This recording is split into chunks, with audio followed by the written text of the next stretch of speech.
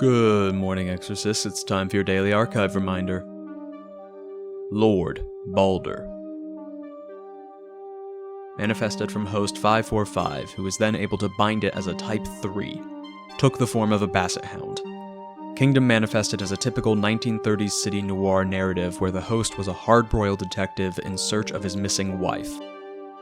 In reality, host's wife had been deceased for 6 months due to advanced bone cancer.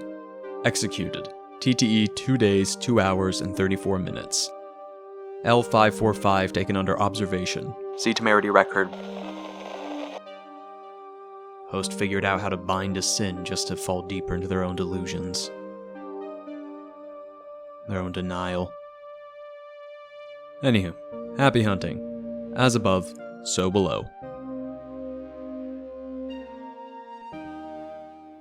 Hi, hello! Good morning, Exorcists. Today we are talking about another one of our sin archives, CAIN Lord Baldur.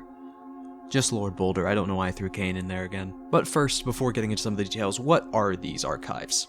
Or more particularly, these little chats after. This is something just to brush up or brainstorm on the different ways these domains and afflictions and these sins can manifest, and to potentially act as a bit of aid in brainstorming or inspiration for an admin going to run one of their games, or building a lord themselves. Not to mention on the Exorcist side, seeing as they're trained to identify these things. And of course, fight them. But yes, our Lord Sin Baldur, who I think out of all the archives, this is one of my favorites. Not just the sin itself, not just Baldur, but the story behind it. But it's so fitting, or at least in the sense that I had a lot of fun putting this together. But first, with any sin, and alluding to that story a bit, what are its traumas? So for Lord, again, it's what did you lose? What is the main thing you would fix about the world? And who did you regret leaving behind? Specifically when they ascended to the kingdom, not just in general. Which I think we get an interesting one with L545, our host for this sin. But you just heard the story, the wife. That is what they lost. That is the dramatic incident. And boy, does this take the shape of denial. On to what he would change in the world. I didn't know how exactly to word it. Either making the world more just or fair. This is namely driven from the fact that they picked a noir detective. That's not the form that the sin took, that's the form after they bound the sin they took. The idea that someone being stolen from you just through disease or sickness or a fluke of genetics, that doesn't feel fair. It doesn't feel right. It doesn't feel just. It sucks, in short. And then 3, I think it kind of doubles up. Namely, it's the wife. In the sense that you're regretting the fact that you're never gonna mourn her properly.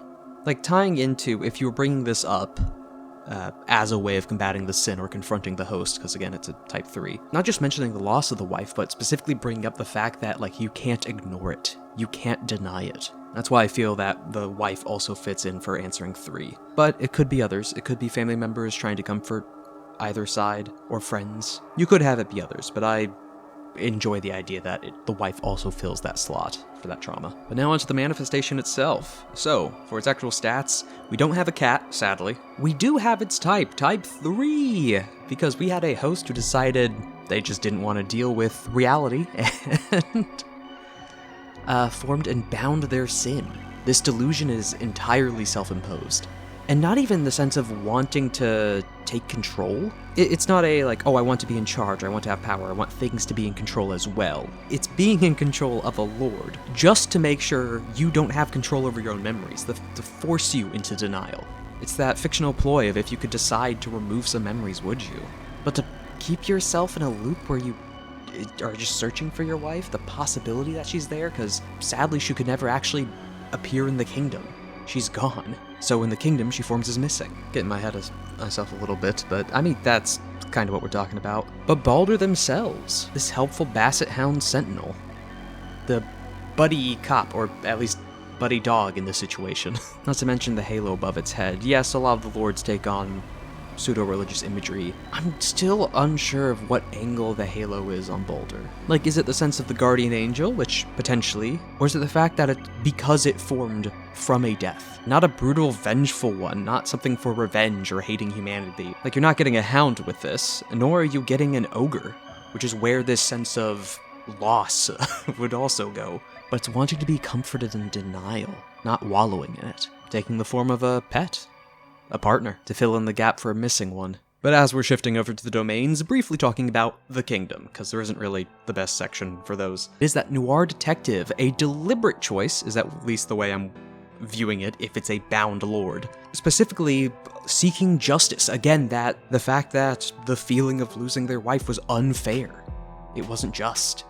They're trying to seek the person who did their wife wrong, who's hiding her, or if she's harmed so they can get revenge. Only inside the kingdom to never find her, not wanting to find her. Still that presence though, that there is some ever-creeping dread something has happened to her. The sin is that. It only manifested after the fact. But that goes on to our domains. So for the first one, Stricture of Memory. I think this one's quite self-explanatory, even more set than the other two archives, that is, because it's literally it's a noir aesthetic, 1920s, 30s, old-timey tech, cars, electronics, the amount that there are. I also like the idea that it's not exactly in line with Stricture of Memory, it kind of is. It all appears black and white. Yeah, all the images we have within the document itself for the archives are still black and white, but the idea that, again, it doesn't have to be a literal reversal of time or memory. The host didn't live during this time period, but this is the image that was drawn up in their head. So the idea of all those old-timey films also being in black and white, changing the kingdom into black and white, that one's more of just a fun image. But Stricture of Memory forcing anything that comes into the kingdom to fit within that narrative, into that image. Speaking of that narrative, Stricture of Narrative. This is a story they're wanting to tell. The host is the person in charge. This is a type 3. They have bound their sin, and they are going to make sure this story plays out the way they want. And the current way they want is for it to never end. They're not being coddled. They're not at the whims of Baldur. They're directing this. And lastly, my favorite one for Baldur, Stricture of Banishment. It is that denial. Whether it's coming from Baldur themselves trying to protect the host, or the host denying the fact you're here or what you're telling them. Just like the memories of what actually happened to their wife, they will remove you. Those truths and your existence will not be allowed here. And for the affliction, I think this one's kind of self-explanatory. Justicar. Permanently add to your agenda, punish wickedness.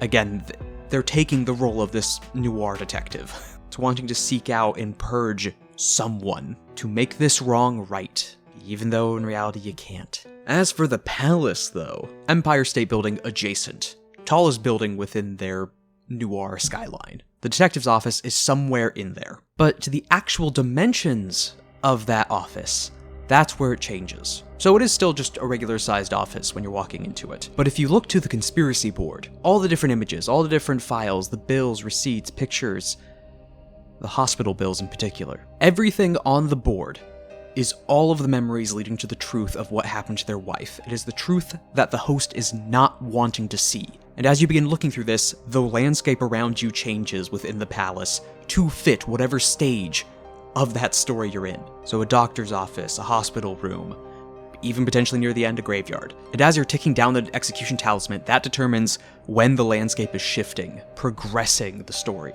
Until when you finally defeat Baldur, until you force the host to see what happened, the truth. That's the way the manifestation is finished. Also, another way of wording it, having to put the pieces together, like literally having to solve this mystery as to what happened to their wife when within the kingdom, because this execution took over 2 days. However, that's just me building it. That's just how I'd put it together. What do you think would be the reality of Baldur? Or just how would you run them?